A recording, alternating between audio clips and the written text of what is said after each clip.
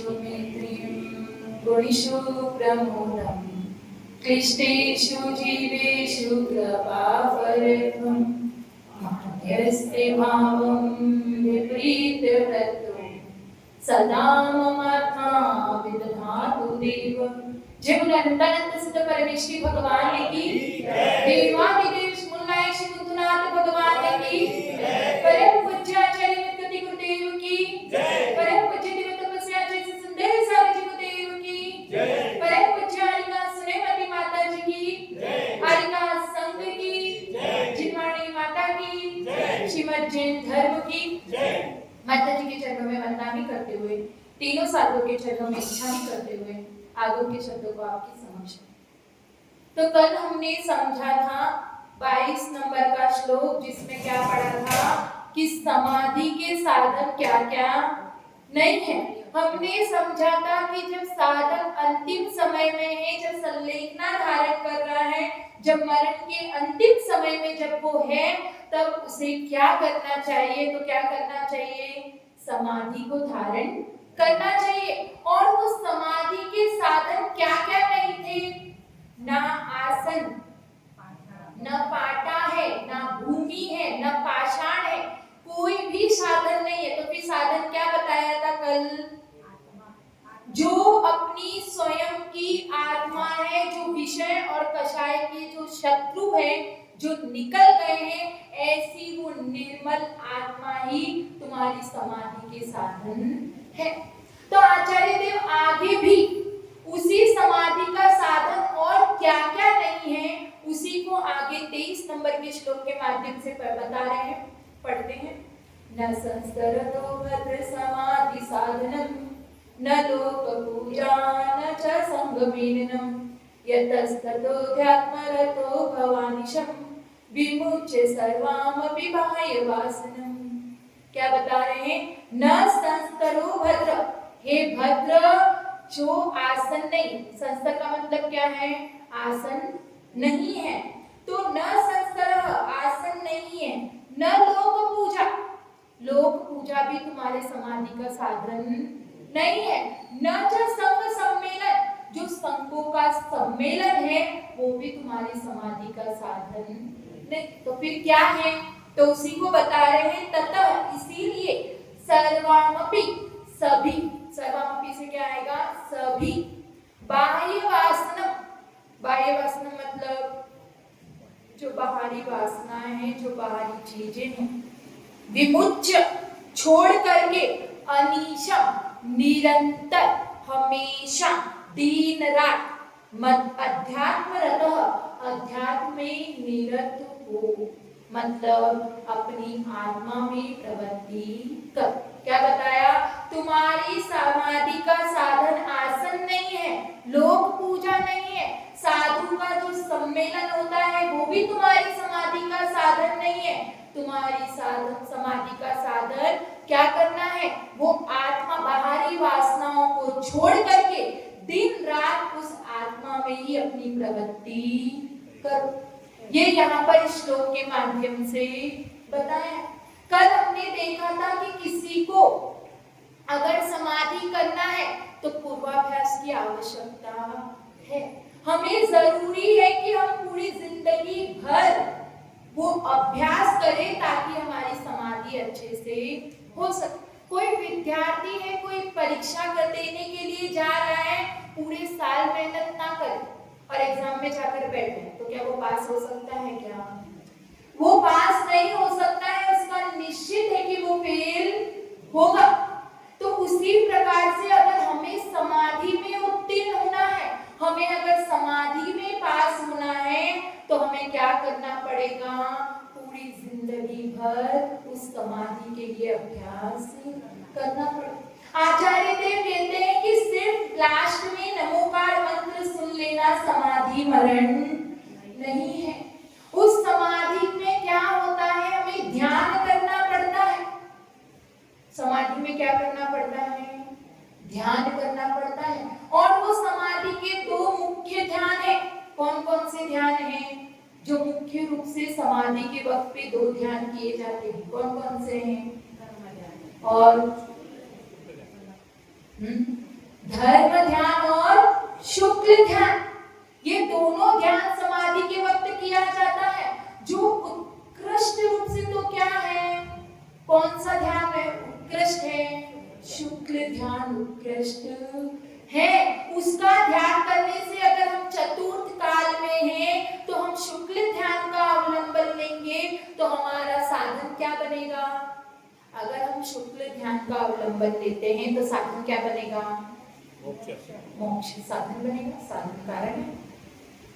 अपनी आत्मा क्या बनेगी, साधन। अभी अपन यही समझ रहे हैं ना, समाधि का साधन, वो आत्मा को अपनी समाधि का साधन बनाना है तो अपना जो ध्यान होगा वो शुक्ल ध्यान होगा, तभी हम उस आत्मा का क्या कर पाएंगे, पूर्ण रूप से ध्यान कर पाएंगे। तो अगर हम चतुर्थ काल में हैं जहां पर साक्षात मोक्ष प्राप्त होता है, तो वहां पे अगर अपन ने अपनी साधना, अपना साधन अगर आत्मा को बनाया तो क्या होगा, हमारा उसी समय उसी पर्याय से मोक्ष हो जाए।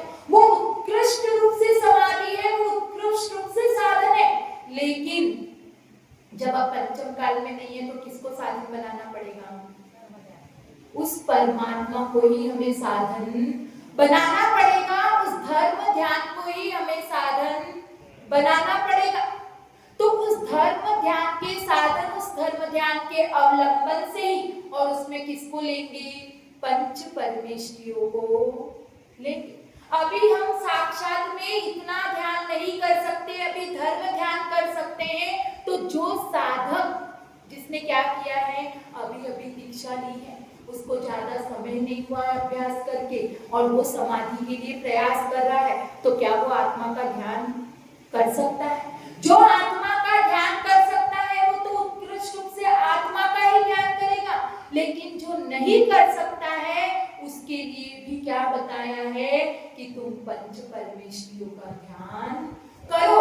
अगर उन्हें ध्यान करोगे तो भी तुम्हारी क्या कहलाएगी, समाधि कहलाएगी। और ये समाधि तुम्हारे लिए क्या होगी, परंपरा से मुक्ति का कारण बनेगी। और जो कृष्ण है, जो आत्मा से है, और जो शुक्ल ध्यान रूपी है, उससे क्या होगा, अपना साक्षात मोक्ष का कारण बन सकती है और नहीं भी बन सकती है। दोनों बातें हैं।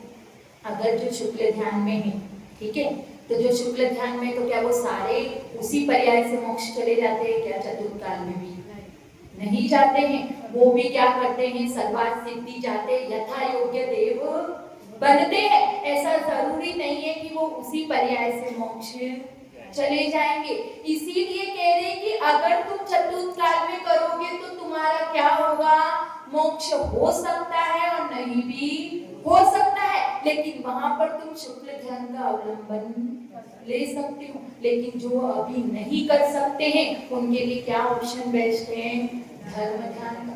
आचार्य नेमिचंद्र सिद्धांति देव किसमें कहते हैं, व्रत द्रव्य संग्रह में गाथा आती, उसमें कहते हैं कि तुम अपना समाधि का साधन पंच परमेष्ठियों को, पंच परमेष्ठि में भी कौन सा, 35 अक्षर, 16 अक्षर, 6 अक्षर, 5 अक्षर, 4 अक्षर, 2 अक्षर और 1 अक्षर, इनका भी अगर तुम ध्यान करोगे तो वो तुम्हारे समाधि में साधन बनेगी। तो क्या है 35 अक्षर, 16 अक्षर, ये सब क्या है, नमोकार मंत्र। 35 अक्षर में क्या आएगा,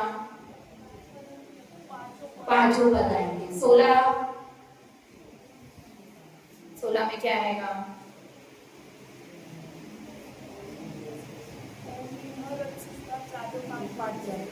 अरिहंत, सिद्ध, आचार्य, उपाध्याय और साधु, सिर्फ साधु। ठीक है, तो ये ऐसे हो जाएंगे 16 अक्षर, गिन लेना। फिर 6 अक्षर कैसे होंगे, 80 अवसा 6 अक्षर है, देख लो, सोच लो क्या है, अ सी आ उ सा, यह क्या होगा,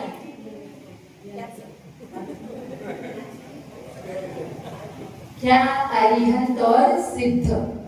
अरिहंत के हो गए 4 और सिद्ध के हो गए 2, वो 6 अक्षर। 5 अक्षर में क्या आएगा? असियाउसा। 4 में क्या आएगा? अरिहंत। 2 में क्या आएगा?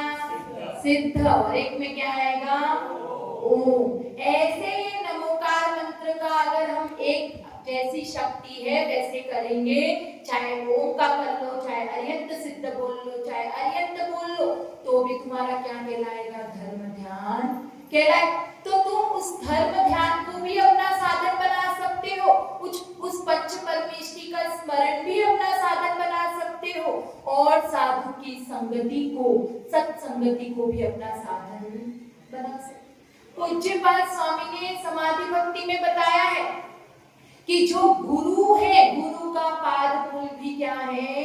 समाधि का साधन है।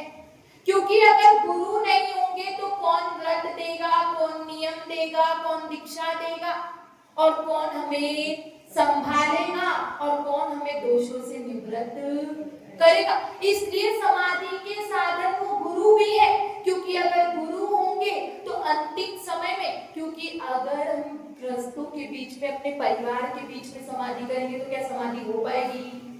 वो तो सिर्फ राग की ही बातें करेंगे कि इसे बीमारी हो गई है, चलो इसको ग्लूकोज की बोतल चढ़ा दो, इंजेक्शन लगवा दो, हॉस्पिटल में एडमिट करा दो, तुम ये अच्छे से खा लो, तुम्हें तकलीफ हो रही है, तो वो उसके साथ में क्या करेंगे? रोने बैठेंगे।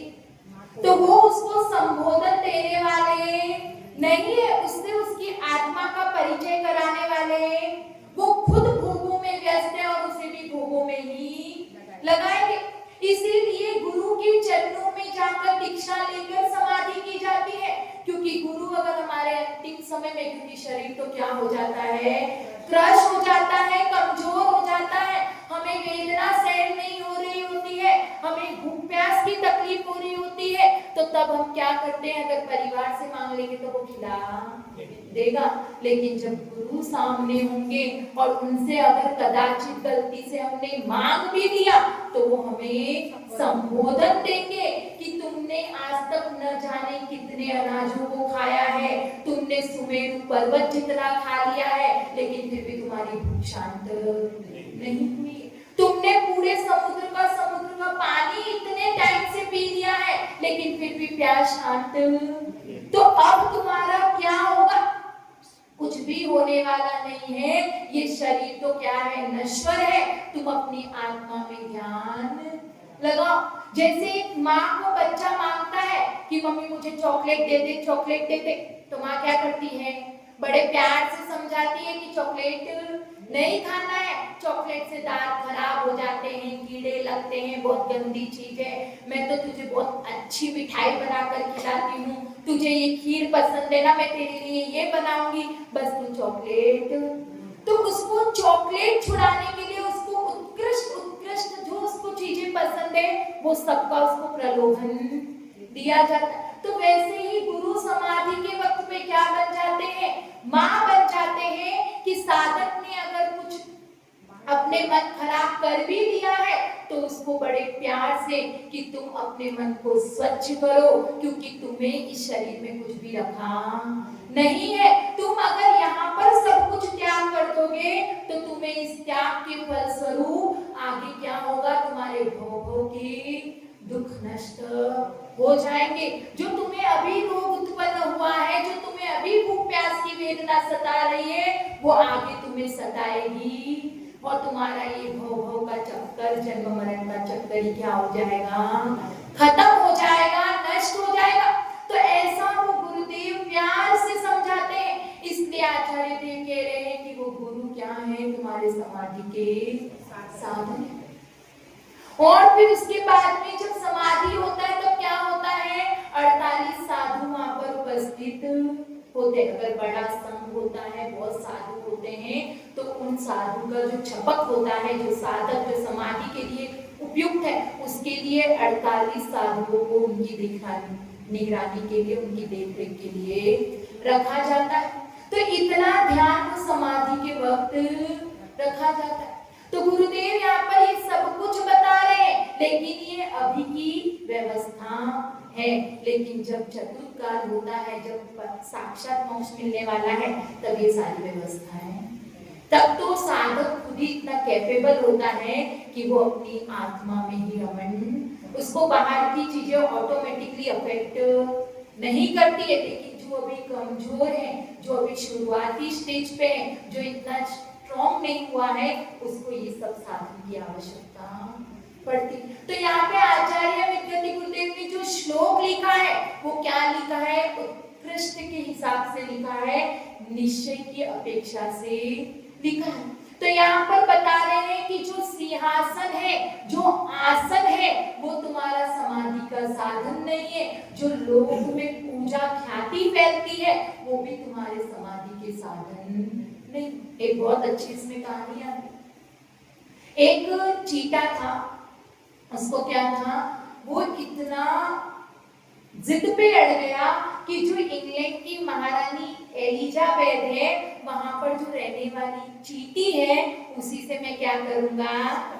शादी करूंगा।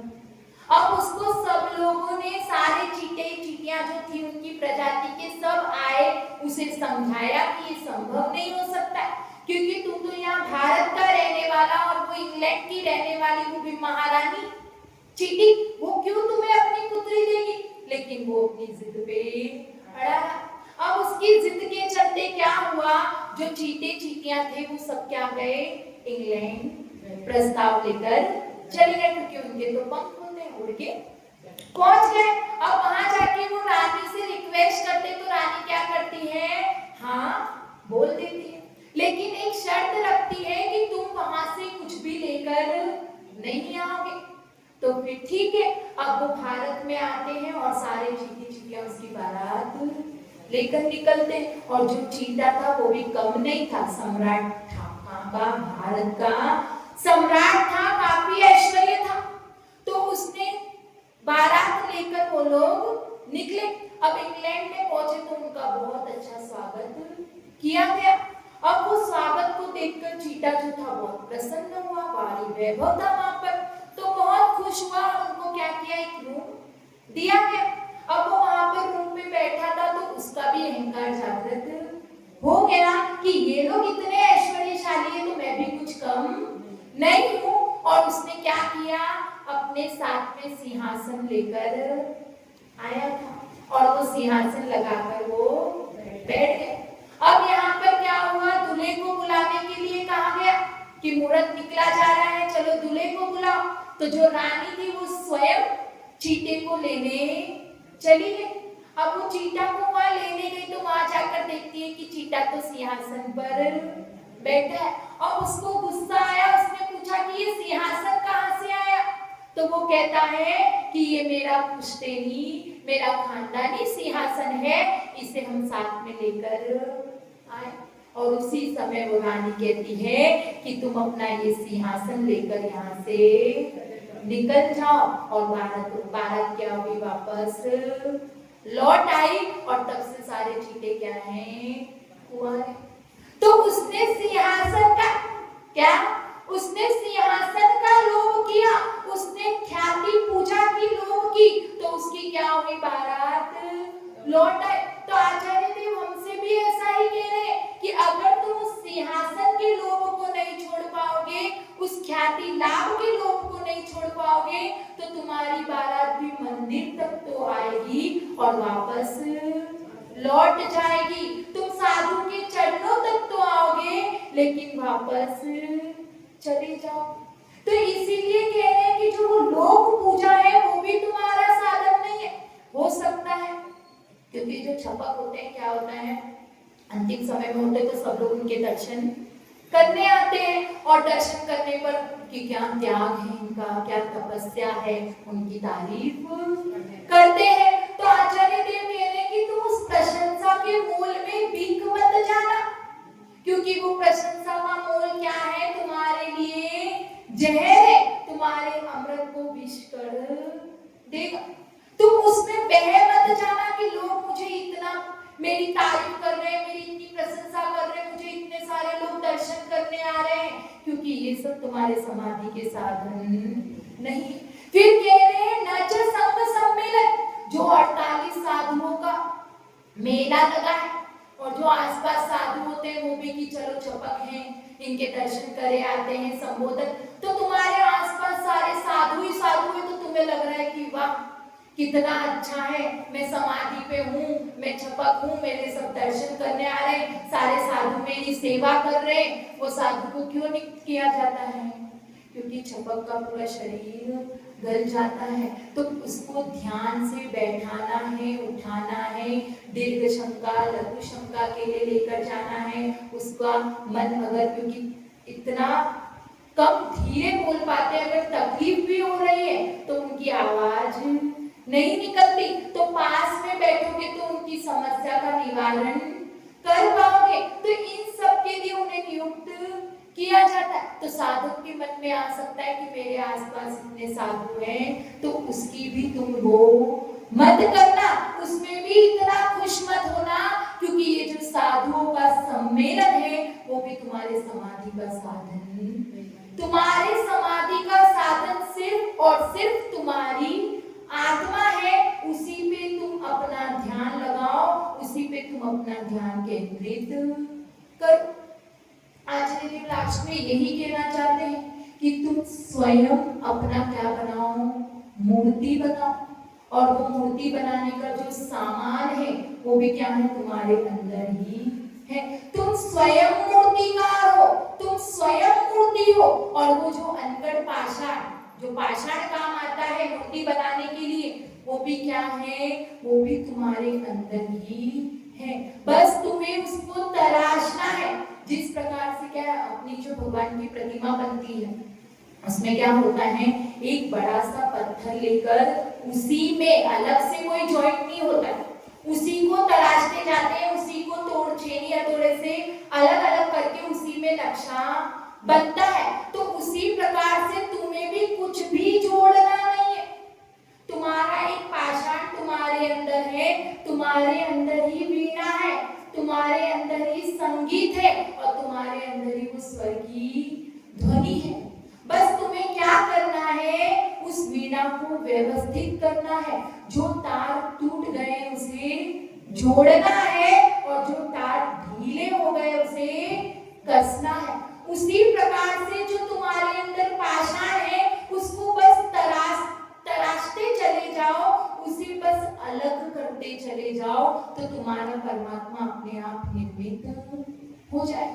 और अलग क्या करना है, क्या अलग करना है, कषायों को, विषय भोगों को, राग द्वेष को, क्रोध मान माया लोभ को, मिथ्यात्व को, बस उसको तराशते जाओ अपने ज्ञान से, और उन्हें अलग अलग करते चले जाओ। फिर बाकी जो उनको हटाने के बाद में बचेगा वही तुम्हारा स्वभाव है, और वही तुम्हारा परमात्मा है। वो अपने आप निर्मित हो जाएगा, अलग से कोई भी मेहनत नहीं कर। तो यहाँ पर हमने इन दो श्लोकों के माध्यम से यही समझा है कि समाधि का साधन न तो आसन है, न पाटा है, न पत्थर है, न भूमि है, और न लोक पूजा ख्याति है, और न साधुओं का सम्मेलन है। आत्मा का समाधि का साधन तो एकमात्र अपनी विषय कषाय से रहित अपनी शुद्ध निर्मल आत्मा ही है। उसी का ध्यान तुम करो और समाधि के लिए प्रयास करो।